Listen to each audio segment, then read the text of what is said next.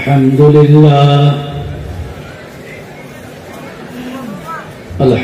لله نحمده ونستعينه ونستغفره ونؤمن به ونتوكل عليه ونعوذ بالله من شرور أنفسنا ومن سيئات أعمالنا من يهده الله فلا مضل له ومن يضلله فلا هادي له ونشهد أن لا إله إلا الله وحده لا شريك له ونشهد أن سيدنا وشفيعنا وحبيبنا ومولانا محمد صلى الله تعالى عليه وعلى آله وأصحابه وأزواجه وأهل بيته وبارك وسلم تسليما كثيرا كثيرا أما بعد فقد قال الله تبارك وتعالى في كلامه المجيد وفرقانه الحميد أعوذ بالله من الشيطان الرجيم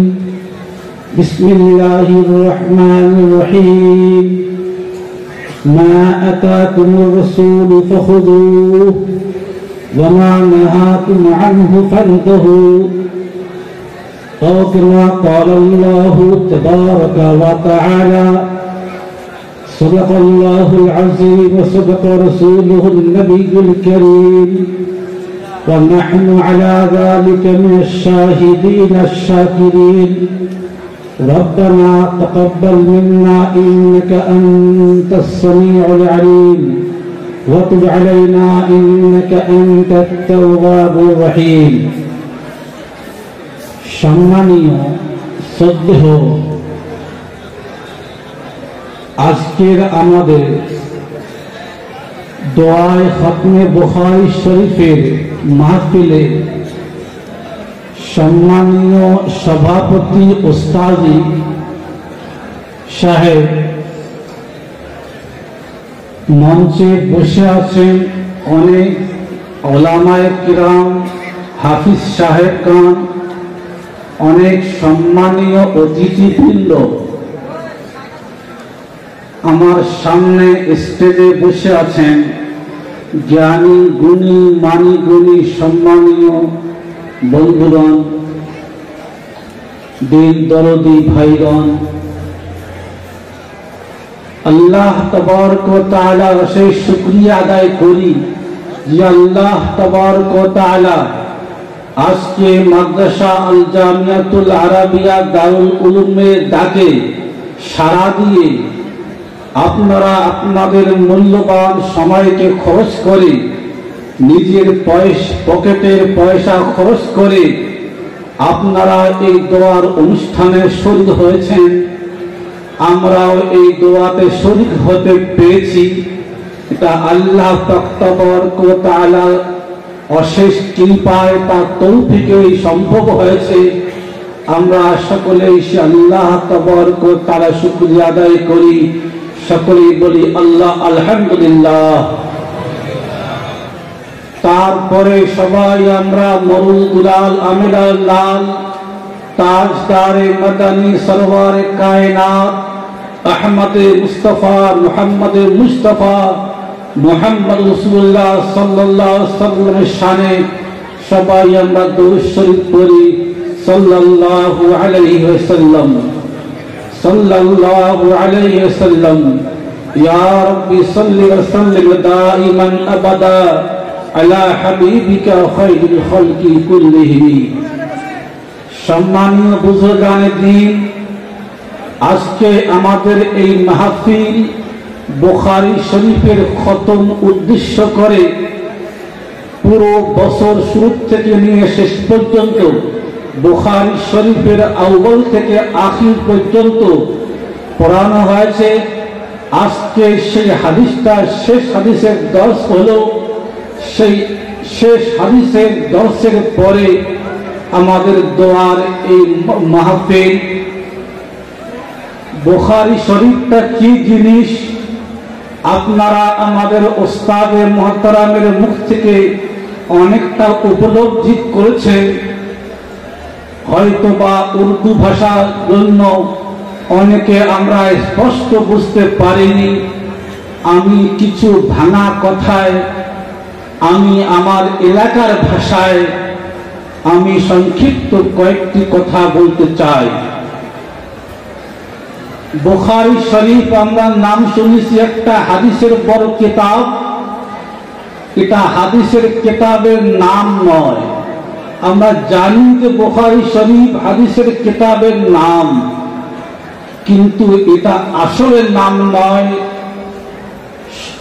সংক্ষেপে স্মরণ করার জন্য এটাকে বলা হয় বুখারী শরীফ। লেখকের নাম মুহাম্মদ বিন ইসমাইল রহমতুল্লাহ আলাইহি। তিনি রাশিয়ার বোখারা শহরের বাসিন্দা ছিলেন। সেই বোখারার দিকে নিসবত করে সেই ইমাম বুখারীকে বলা হতো ইমাম বুখারী। তিনি যেহেতু এই কিতাবখানা রচনা করেছেন, সংকলন করেছেন, তার নামের নিসবতের দিকে নিসবত করে সহজে সংক্ষেপে স্মরণ করার জন্য এই গ্রন্থখানিকে বলা হয় বুখারী শরীফ। আসলে এই কিতাবখানার নাম কি? ইমাম বুখারী রহমতুল্লাহ আলাইহি এই গ্রন্থটির নাম লিখেছেন আল জামিউস সহিহুল মুখতাসারুল মুসনাদ বিউমুরি রাসূলিল্লাহ সাল্লাল্লাহু আলাইহি ওয়াসাল্লাম মিন সুনানিহি ওয়া আইয়ামিহি। অর্থ, নবী সাল্লাল্লাহু আলাইহি ওয়াসাল্লামের সারা জীবনের সংক্ষিপ্ত আমল, তার সুন্নত এবং তার ইতিহাস সহিহ সনদে লিখিত গ্রন্থ। এটা হচ্ছে বুখারী শরীফের পুরো নাম, তার বাংলা অর্থ। তিনি এই গ্রন্থখানের নাম দিয়েছেন আল মুখতাসার। মুখতাসার মানে সংক্ষিপ্ত। কেন তিনি কিতাবখানের নাম দেন সংক্ষিপ্ত? স্বয়ং ইমাম বুখারী রহমতুল্লাহ আলাইহি বলেছেন, আমি 1,00,000 সহিহ হাদিস আমি সংকলন করেছি, জমা করেছি। 1,00,000 হাদিস, সহিহ হাদিস। আপনারা দর্শের সময় শুনতে পারলেন প্রায় 7,000 হাদিস এই বুখারী শরীফে আছে। ইমাম বুখারী রহমতুল্লাহ আলাইহি হাদিস মুখস্থ করেছেন, সংগ্রহ করেছেন 1,00,000। তার মধ্যে লিখেছেন এই গ্রন্থের মধ্যে 7,000। তাহলে বাকি তার কাছে সহিহ মুখস্থ হাদিস কত আছে ভাই? একটু উত্তর দেবেন। 93,000। তার মুখস্থ 93,000 হাদিস এই গ্রন্থের জায়গা পায়নি। তার 7,000 হাদিসকে লিখতে 1400 পৃষ্ঠায় লেগেছে। 16 বছরে লিখেছেন। প্রত্যেকটি হাদিস লেখার আগে গোসল করেছেন, 2 রাকাত করে নামাজ পড়েছেন, আল্লাহর কাছে দোয়া করেছেন যে আল্লাহ, আমি এই হাদিসটা এই গ্রন্থের মধ্যে লিখব কিনা। তিনি আল্লাহর কাছে দোয়া করেছেন। তার অন্তরে আল্লাহর পক্ষ থেকে ইলহাম যখন এসেছিল, হ্যাঁ ইমাম বুখারী মুহাম্মদ বিন ইসমাইল, তুমি এই হাদিসটা এই কিতাবে লেখো। তবেই ইমাম বুখারী রহমতুল্লাহ আলাইহি এই হাদিসটা গ্রন্থে লিখেছেন। যারা বুখারী শরীফের সহিহ হাদিস নিয়ে বাড়াবাড়ি করেন, তারা ইলহামকে মানেন না। তারা বলেন ফাজাইলে আমল নামে একটা কিতাব আছে, যেখানে কিছু ইলহামি কথা আছে। ইলহাম কোন দলিল নয়, কোরআন ও হাদিস দলিল। সুতরাং ফাজাইলে আমল নয়, ভেজালে আমল। অনেক বন্ধু নিজেকে শিক্ষিত বলে, ইসলামী বড় পণ্ডিত বলে দাবি করে, এইসব ভ্রান্ত কথাগুলি বলে থাকেন। আমার কাছে গত এক সপ্তাহ আগে বড় মঞ্চা থেকে একটা টিম এসেছিল একটা পরামর্শ নেওয়ার জন্য, যে আমাদের ওখানে একটা সংগঠন তৈরি হয়েছে। সেই সংগঠন তারা 28খানা পুস্তকের একটা নথি বের করেছে, একটা লিস্ট মানুষের সামনে প্রকাশ করেছে। এই 28খানা কিতাব পড়া যাবে না, জায়েজ নাই, হারাম। তার মধ্যে একখানা দেওয়া আছে ফাজাইলে আমল। ফাজাইলে আমল কেন দেওয়া আছে? এখানে দেওয়া আছে এই জন্য, এখানে অনেক ইলহামের কথা আছে, কাশফের কথা আছে, কিছু বুজুর্গদের কিস্সা কাহিনী আছে, কিছু জয়ীফ হাদিস আছে। সুতরাং এই কিতাবখানা পড়া যাবে না। বন্ধুগণ, যদি আপনি ইলহামকে অস্বীকার করেন, সর্বপ্রথম আপনাকে অস্বীকার করতে হবে বুখারী শরীফকে। বলুন ভাই, সঠিক বললাম কি বেঠিক ভাই? আপনারা আমার কথা একটু হানা উত্তর দেবেন। ইমাম বুখারী রাহমাতুল্লাহ আলাইহি 1,00,000 হাদিসের মধ্যে কোন হাদিসটা এই কিতাবের মধ্যে লিখবেন, তার জন্য গোসল করে 2 রাকাত নফল নামাজ পড়ে আল্লাহ তাআলার কাছে দোয়া করেছেন, হে আল্লাহ, আমি এই হাদিসটাই বুখারী শরীফ যে কিতাব আমি লিখতে যাচ্ছি, এই কিতাবে আমি লাগবো কিনা। আল্লাহর পক্ষ থেকে অন্তরে যেন সরে সরল হতো না। সরে সরল মানে কাশ বা ইলহাম, যতক্ষণ ইলহাম বা কাশ হতো না, তুমি বুখারী শরীফে হাদিসটা লিখতেন না। তো বুখারী শরীফের ভিত্তিটা হচ্ছে ইলহাম বা কাশফের উপরে। একবার তাকবীর বলতে পারবেন না ভাই? সুতরাং আমি বলতে পারি, বুখারী শরীফের ভিত্তি হচ্ছে কাশফ আর ইলহাম। তুমি যদি কাশফ ইলহামের ভিত্তিতে ফাজাইলে আমলকে অস্বীকার করতে পারো, সর্বপ্রথম তোমাকে বুখারী শরীফকে অস্বীকার করতে হবে। বুখারী শরীফের কোন হাদিস তুমি দলিল হিসাবে পেশ করতে পারবে না। বন্ধু, কথা অনেক আছে। সহিহ হাদিস, জয়ীফ হাদিসের বিশাল বড় একটা রোগ তৈরি হয়েছে উম্মতের মাঝে। বিশাল বড় রোগ, ক্যান্সার রোগ। এমন cancer first stage, second stage ছড়িয়ে গেছে, থার্ড স্টেজে পৌঁছে গেছে, যার কোনো চিকিৎসা নেই। বন্ধু, সহিহ হাদিসের উপর আমল করতে হবে, জয়ীফ হাদিসকে বর্জন করতে হবে। বন্ধু, তুমি ঈমানদার নও। সহিহ হাদিস কাকে বলে, জয়ীফ হাদিস কাকে বলে, তুমি তো নিজেই জানো না সহিহ কাকে বলে আর জয়ীফ কাকে বলে।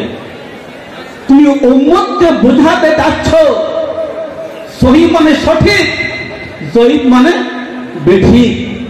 তুমি তো উম্মতকে এই কথাটাই বুঝাতে চাচ্ছ। বন্ধু, হাদিসটা কি? হাদিসটাই হচ্ছে নবী সাল্লাল্লাহু আলাইহি সাল্লামের তার পবিত্র মুখের পবিত্র বাণী।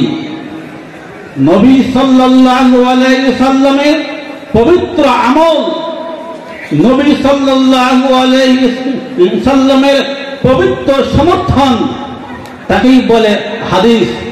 তুমি যদি হাদিসের দুই ভাগ করে দাও, এটা সহিহ হাদিস বা সঠিক হাদিস, এটা ধরতে হবে এটা জয়ীফ হাদিস অর্থাৎ বেঠিক হাদিস। তাহলে কি অর্থ এই এলো আল্লাহর নবীর কিছু বাণী সঠিক, নবীজির কিছু বাণী বেঠিক? ভাই এই অর্থ আসতে পারে না ভাই, আসে না? একটু বলুন ভাই, আসে কিনা ভাই? নিশ্চয় আসে। আল্লাহ বলছেন নবীজি সাল্লাল্লাহু আলাইহি সাল্লামের কোন হাদিস বেঠিক নয়। আল্লাহ সাক্ষী দিচ্ছেন। আল্লাহ তাবারাকা ওয়া তাআলা পবিত্র কালামে ইরশাদ করছেন, মা আতাকুমুর রাসূল, নবী তোমাকে যা দেয় ফাখুযু, তা তুমি ধরে নাও, আঁকড়ে ধরো। ওয়া মা নাহাকুম আনহু, যা থেকে তোমাকে বাধা দেয় তুমি তার থেকে দূরে সরে থাকো। নবীজি সাল্লাল্লাহু আলাইহি সাল্লামের কোন কথা সঠিক, কোন কথা বেঠিক নয়। নবী সাল্লাল্লাহু আলাইহি সাল্লামের সমস্ত কথাই সঠিক। আল্লাহু আকবার। নবীজি সাল্লাল্লাহু আলাইহি সাল্লামের সমস্ত হাদিসই সহিহ, একটা হাদিস জয়ীফ নয়। তুমি যদি জয়ীফ বলে বর্জন করো, তুমি নিজেকে ঈমানদার বলে দাবি করতে পারো না। তবে কথা একটা, মুহাদ্দিসিনগণ হাদিসের দুইটি ভাগ করেছেন, সহিহ আর জয়ীফ। এই সহিহর ব্যাখ্যাটা কি, জয়ীফের ব্যাখ্যাটা কি? মুহাদ্দিসিনগণ যে ব্যাখ্যা দিয়েছেন সেই ব্যাখ্যা অনুসারে হাদিসকে সহিহ বলা যাবে, সেই ব্যাখ্যা অনুসারে হাদিসকে জয়ীফ বলা যাবে। আপনারা শুনেছেন যখন আমাদের ছাত্রটা হাদিসটা পড়েছিল, হাদিসটা পড়ার আগে একটা সনদ বলেছিল আরবিতে। এই ছাত্রটা হাদিসটা কার কাছ থেকে শুনলো? চারটি নামের কথা বলেছে। হাদাসানা শেখ মকসুদ আহমদ, তারপরে বলেছে এজাজ আনোয়ার কাসিমি, তারপরে বলেছে আব্দুল বারি আল মুজাহিরি, তারপরে বলেছে আব্দুর রশিদ আল মুজাহিরি। অর্থাৎ যে ছাত্র আজকে দাওরায়ে হাদিস পড়ে ফারিগ হয়ে মাওলানা হয়ে গেল, এই হাদিসটা এই ছাত্রটা চারজন শিক্ষকের কাছ থেকে শুনেছে। এই চারজন শিক্ষক এই হাদিসটা কার কাছ থেকে শুনেছে সে নামটাও বলেছে। আমি শুনেছি আমি আব্দুর রশিদ, আমি শুনেছি আমার শেখ ইউনুস জৌনপুরি রহমতুল্লাহ আলাইহির কাছে, তিনি শুনেছেন তার শেখ জাকারিয়া রহমতুল্লাহ আলাইহির কাছে, তারপরে তিনি শুনেছেন তার পিতা শেখ ইয়াহইয়া সাহেব রহমতুল্লাহ আলাইহির কাছে, তিনি কার কাছ থেকে শুনেছেন। এইভাবে 28টা নাম বলেছে। 28টা নামের পরে বলেছে ক্বাল রাসূলুল্লাহ সাল্লাল্লাহু আলাইহি সাল্লাম কালিমাতানি হাবিবাতানি ইলা রহমান। 28টা নাম নবীজির কাছ থেকে শুনেছেন। হযরত আবু হুরায়রা রাদিয়াল্লাহু তাআলা আনহু, আবু হুরায়রা রাদিয়াল্লাহু তাআলা আনহু কাছ থেকে কে শুনেছেন, তার কাছ থেকে কে শুনলো, তার কাছ থেকে কে শুনলো, এখান এই পর্যন্ত এই ছাত্রটা পর্যন্ত হাদিসটা শোনার সিলসিলা, এটার নাম হচ্ছে সনদ। এটাই নাম হচ্ছে সনদ। মুহাদ্দিসিনগণ বলেছেন যে হাদিসটা এমন সনদে বর্ণনা হবে যে বর্ণনা করছে সে তার কাছ থেকে শুনেছে সেই লোকটা কেমন, সেকা কি গায়রে সেকা, আদিল কি গায়রে আদিল, নির্ভরযোগ্য না অনির্ভরযোগ্য, তার কাছে কিছুটা দুর্বলতা আছে। যদি সমস্ত লোকগুলো সেকা আদিল হয়, মাঝখানে কোন সনদে যদি ইনকিতা না হয়, মানে একটা নাম যদি বাদ না যায়, আমি হাদিস বর্ণনা করলাম, আমি আমার শেখ ইউনূস রহমতুল্লাহ আলাইহির নামটা আমি বললাম না, আমার শেখ ইউনূস রহমতুল্লাহ আলাইহির নামকে বাদ দিয়ে আমি তার শেখ জাকারিয়া রহমতুল্লাহ আলাইহির নামটা বললাম, এর নাম হচ্ছে ইনকিতা। যদি সনদে একটা নাম বাদ যায়, দুটো নাম বাদ যায়, অথবা কোনো এক ব্যক্তি অনির্ভরযোগ্য আসে, তবে এই হাদিসটাকে যঈফ বলা হয়। মূল হাদিস আল্লাহ নবী সাল্লাল্লাহু আলাইহি সাল্লামের কথা যঈফ নয়, তার আমল যঈফ নয়, তার সমর্থন যঈফ নয়, বর্ণনাকারীর ভিত্তিতে হাদিসটা যঈফ হয়ে যায়। সুতরাং আমি দাবি করছি, যত মাওলানা সাহেব হাদিস বয়ান করেন প্রত্যেকের কাছে সনদ আছে। আমি যতটা হাদিস শুনেছি সনদ আছে, আমার থেকে নিয়ে আল্লাহ নবী সাল্লাল্লাহু আলাইহি সাল্লাম পর্যন্ত। কোন হাদিসে 28টা ব্যক্তি সনদ আছে, কোন হাদিসে 29টা, কোন হাদিসে 30টা 32টা আছে। আমরা উলামায়ে কেরামরা হাদিস বলছি, প্রত্যেক আলিমের কাছে হাদিস বর্ণনা করার পারমিশন আছে, সনদ আছে, সার্টিফিকেট আছে। মাওলানা হাদিস বর্ণনা করবেন, হাদিসটা সহি হবে। যারা সনদবিহীন মোবাইল দেখে, চটি বই পড়ে, বাংলা অনুবাদ করে হাদিস বর্ণনা করছে, বলুন তাদের কাছে সনদ আছে? ভাই আছে? তাদের কাছে কোনো সনদ নেই। সুতরাং তারা যদি বুখারী শরীফের হাদিস বলে, তাদের বর্ণনার ভিত্তিতে ওই হাদিসটা যঈফ হবে।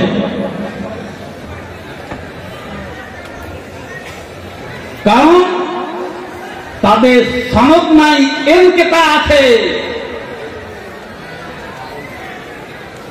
ইমাম বুখারী রাহমাতুল্লাহ আলাইহি হাদিসটা বুখারী শরীফে লিখলেন, কার কাছ থেকে শুনলেন? তদন্ত করেছেন। তিনি কার কাছ থেকে শুনেছেন? তদন্ত করেছেন। তিনি কার কাছ থেকে শুনেছেন? তদন্ত করেছেন। ও বন্ধু, আজকে তুমি মোবাইল থেকে হাদিস শুনলে, তুমি তো নিজে পণ্ডিত বলে মনে করছো, দাবি করছো। এই যুগের আলিমরা কিচ্ছু জানে না, জানি তো আমরাই। তুমি কি কোনদিন তদন্ত করেছো যে হাদিসটা বর্ণনা করছে সেই ব্যক্তিটা কি রকম? সেই ব্যক্তি থেকে নিয়ে তোমার পর্যন্ত কি সনদ আছে? সেই ব্যক্তিটা আল্লাহ নবী সাল্লাল্লাহু আলাইহি ওয়াসাল্লাম পর্যন্ত কি সনদ আছে? কোনদিন তদন্ত করেনি। সনদবিহীন কথা কোনদিন গ্রহণযোগ্য হয় না, কিয়ামত পর্যন্ত হবে না। ইসলামটা কি জিনিস একটু বুঝি।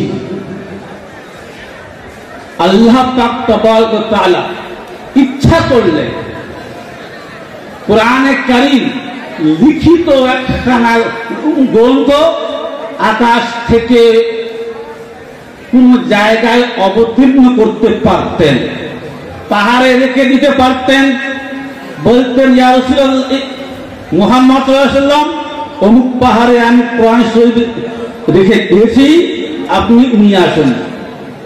আল্লাহ ইচ্ছা করলে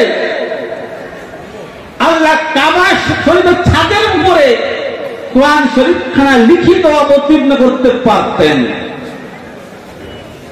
প্রতিদিন কাবা শরীফে 100টা করে রহমত অবতীর্ণ হয়। দুনিয়ার সৃষ্টি থেকে নিয়ে আজ পর্যন্ত হচ্ছে, কিয়ামত পর্যন্ত হবে, ডেইলি 100টা করে রহমত কাবা শরীফের উপরে অবতীর্ণ হয়। এই 100টা রহমত কে কে পায়? যারা কাবা শরীফে তাওয়াফ করে তারা পায় 60টা। যারা মসজিদে হারামে কাবা শরীফের চতুর্দিকে নামাজ পড়ে তারা পায় 40টা। না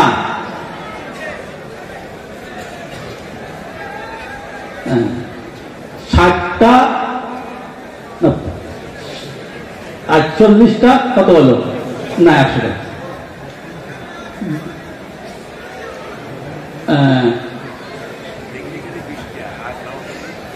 50, 30 কত হচ্ছে? 80। ঠিক আছে। যারা তাওয়াফ করে তারা পায় 50টা, আর যারা নামাজ পড়ে তারা পায় 30টা। 50, 30, 80। যারা কাবা শরীফের দিকে দেখে দৃষ্টি করে তারা পায় 20টা। 100টা। যে আল্লাহ তাআলা ডেইলি 100টা করে রহমত কাবা গৃহে অবতীর্ণ করতে পারেন, সেই আল্লাহ তাআলা লিখিত কোরআন শরীফ অবতীর্ণ করতে পারতেন না? ভাই পারতেন না?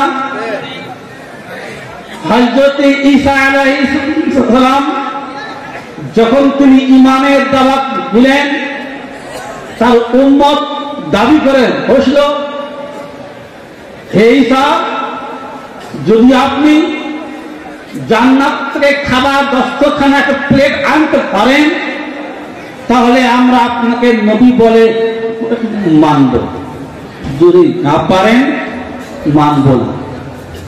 হযরত ঈসা আলাইহিস সালাম আল্লাহ তাবারক ওয়া তাআলার কাছে দোয়া করলেন, ইয়া আল্লাহ, আমার উম্মত এই দাবি তো করছে, দয়া করে আপনি একখানা দস্তরখানা খাবার ভর্তি যদি আপনি জান্নাত থেকে পাঠিয়ে দেন, আমার এই উম্মত ঈমান কবুল করবে। আল্লাহ তাবারক ওয়া তাআলা বললেন, ইয়া রাসূলুল্লাহ, হে রূহুল্লাহ, ঈসা, আমি তো অবতীর্ণ করব, কিন্তু আগাম একটা কথা বলে দিচ্ছি,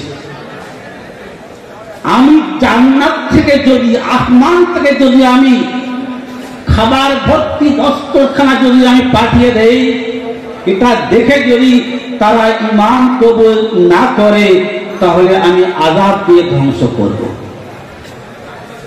এখন পর্যন্ত আমি কোনো আযাব দেইনি, কিন্তু এখন যদি আমি জান্নাত থেকে দস্তরখানা যদি আমি অবতীর্ণ করে দেই, তার স্বচক্ষে দেখিও যদি তারা ঈমান কবুল না করে আমি ধ্বংস করব। আপনি এই খবরটা আগে আপনার উম্মতকে দেন, তারপরে আমি অবতীর্ণ করছি। ঈসা আলাইহিস সালাম তার উম্মত খ্রিস্টানকে বললেন, ঘটনা এই, দেখো এখন সাবধান হয়ে যাও। উম্মত বলল, কিছু মানছি না, অবতীর্ণ করে দেখাও তোমার কি ক্ষমতা, তুমি আল্লাহ রাসূল কিনা প্রমাণ দাও। ঈসা আল্লাহ উম্মতকে এই বলছে, আপনার ইখতিয়ার, আল্লাহ বল আমি অবতীর্ণ করছি। আল্লাহ তাআলা জান্নাত থেকে খাবার ভর্তি একটা দস্তরখানা জমিনে অবতীর্ণ করলেন। বদনসিব বেঈমান জান্নাতের খাবার বস্ত্রখানা আসমান থেকে নাজিল হওয়া সচক্ষ দেখার পরে ঈমান কবুল করল না, আল্লাহ আযাব এসে গেল, ধ্বংস হয়ে গেল। বলছিলাম যে আল্লাহ দস্তরখানা ভর্তি খাবার অবতীর্ণ করতে পারেন, সেই আল্লাহ লিখিত কোরআন শরীফকে অবতীর্ণ করতে পারতেন না?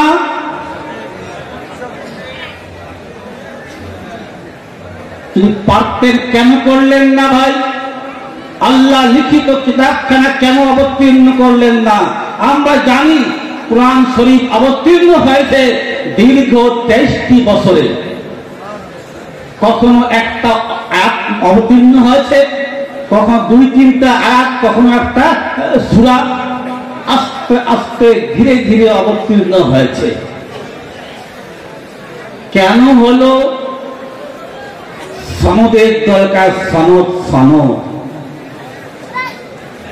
আল্লাহ তাবারক ওয়া তাআলা কোরআনে কারীমকে অবতীর্ণ করলেন জিবরাইল আলাইহিস সালামের মাধ্যমে। জিবরাইল এসে আল্লাহ নবী সাল্লাল্লাহু আলাইহি সাল্লামকে বর্ণনা করলেন। আল্লাহ এবং নবীর, আমার নবী সাল্লাল্লাহু আলাইহি সাল্লামের মাঝখানে সনদ হয়ে গেল হযরত জিবরাইল আলাইহিস সালাম।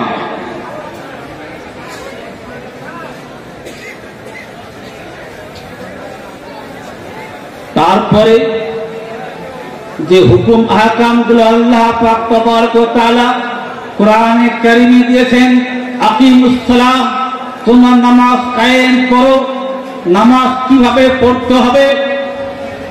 জিবরাইল আমিন লাগাতার 2 দিনে কয় ওয়াক্ত নামাজ হয় ভাই? একটু বলুন। 10 ওয়াক্ত। 2 দিনে লাগাতার 2 দিনে 10 ওয়াক্ত নামাজ। জিবরাইল আলাইহিস সালাম এসে ইমাম হয়ে আমার নবী সাল্লাল্লাহু আলাইহি সাল্লামকে নামাজ পড়া শিখিয়েছেন।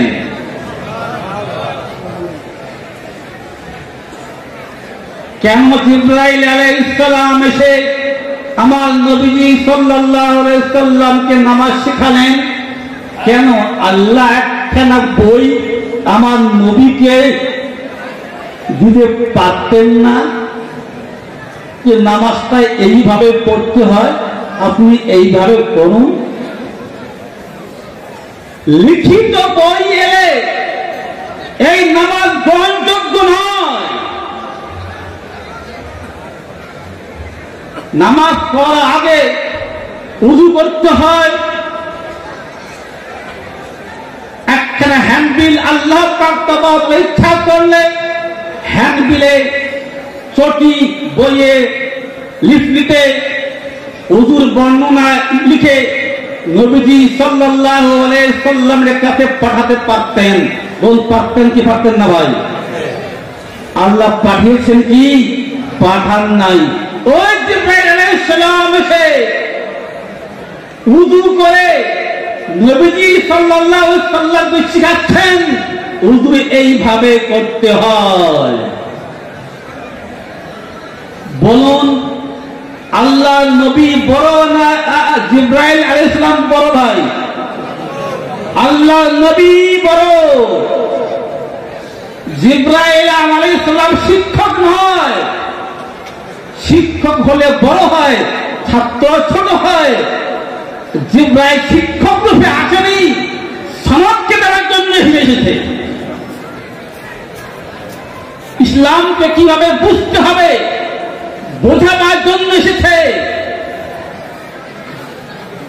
দিন শিখতে হবে সনদের মাধ্যমে, আমলের মাধ্যমে, বইয়ের মাধ্যমে, মোবাইলের মাধ্যমে শিখবে। যারা পথভ্রষ্ট হবে, জাহান্নামী হবে তারা।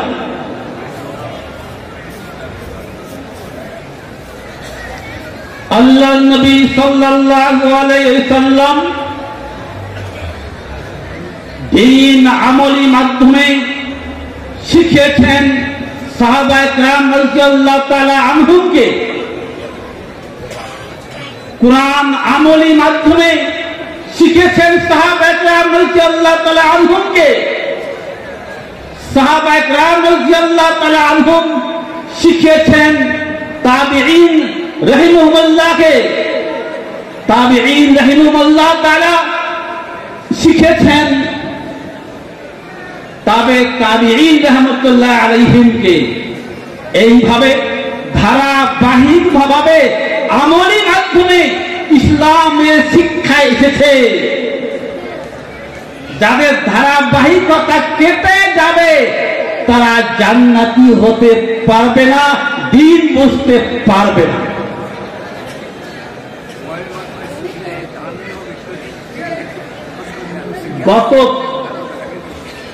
গত বৃহস্পতিবারের দিন একখানা হাদিস পড়েছিলাম। আল্লাহ পাক তাবারক ওয়া তাআলা হাদিসখানা পড়াবার তৌফিক দিয়েছেন। হাদিসটার নাম হচ্ছে হাদিসুল মুসালসাল বিল মুসাফাহাতি। হাদিসটা কি? আল্লাহ নবী সাল্লাল্লাহু আলাইহি সাল্লাম হযরত আবু রাদিয়াল্লাহু তাআলা আনহুকে মুসাফা করেছেন। মুসাফা করে বলেছেন, মান সাফাহানি ওয়া মান সাফাহা মান সাফাহানি ইলা ইয়াউমিল কিয়ামাহ দাখালাল জান্নাহ। যে আমার হাতে মুসাফা করলো, আমার হাতে যে মুসাফা করলো, তার হাতে যে মুসাফা করলো, তার হাতে যে মুসাফা করলো, তার হাতে যে মুসাফা করলো, এই ধারাবাহিকতা ভাবে কিয়ামত পর্যন্ত মুসাফার এই সিলসিলা যাতে চলতে থাকবে, তার সবগুলো জান্নাতে দাখিল হবে।